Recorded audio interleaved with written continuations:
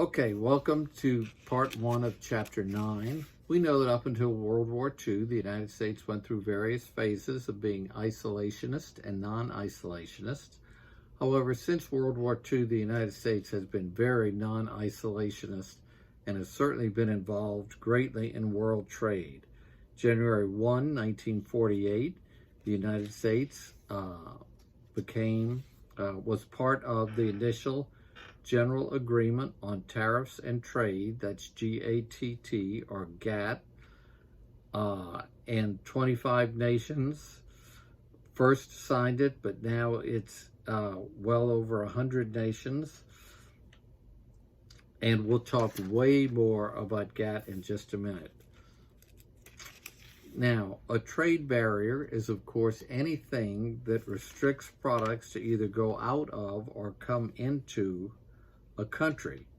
The book talks about the classic trade war between the U.S. and Japan over automobiles in the 1990s. Starting in about the 1960s, the U.S. opened its market completely to Japanese cars, and the acceptance was immense.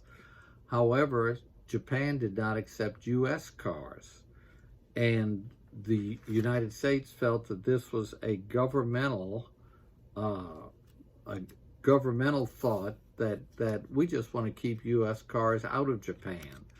Soon enough, there was a huge trade deficit, and the U.S. and Japan got to the point in the 1990s where President Clinton was about to put a 100% tariff on all luxury Japanese cars like a Lexus.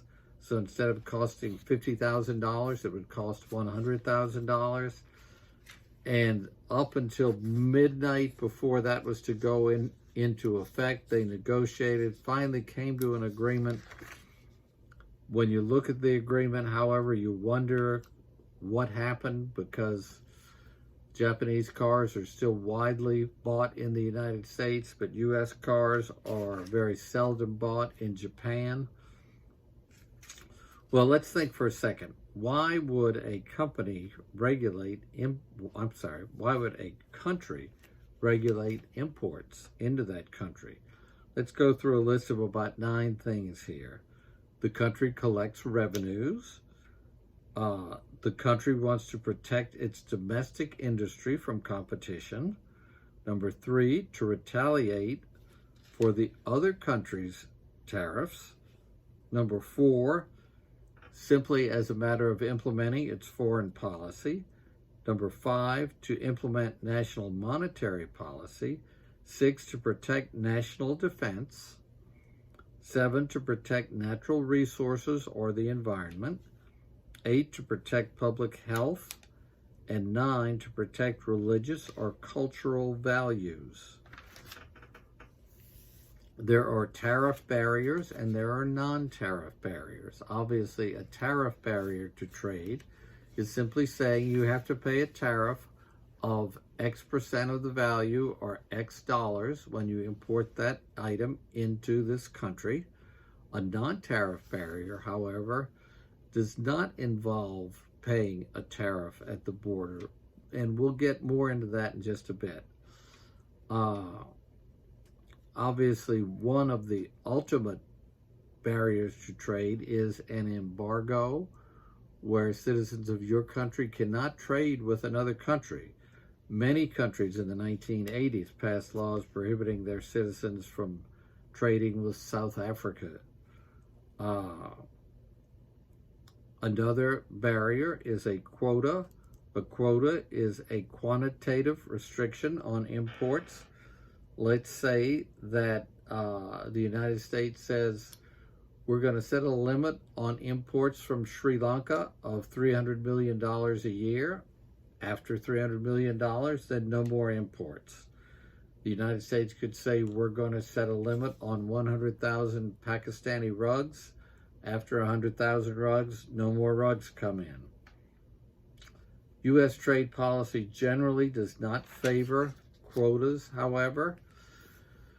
Let's talk again about some more non-tariff trade barriers.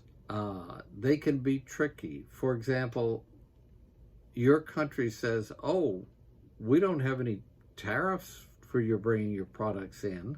Of course, we have regulations, and those regulations may involve you filling out certain paperwork, or you can't bring your products in. And the rules for how to fill out the paperwork correctly seem to only be known to selected importers and not to everybody.